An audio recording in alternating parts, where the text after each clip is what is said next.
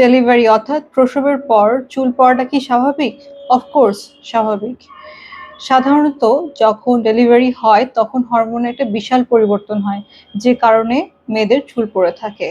এটি সাধারণত ৩ থেকে ৬ মাস পর্যন্ত হয়। মানে ডেলিভারির ৩ থেকে ৬ মাসের মধ্যে এই জিনিসটা হয়ে থাকে, মানে চুল পড়াটা।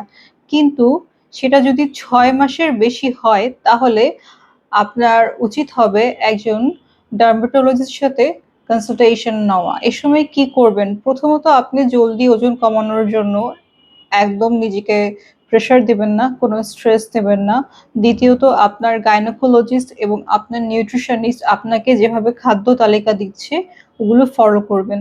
তৃতীয়ত হচ্ছে যে আপনার ডার্মাটোলজিস্ট আপনাকে একটা মাইল্ড শ্যাম্পু অথবা কোনো পেপটাইড বেস সলিউশন দিতে পারে।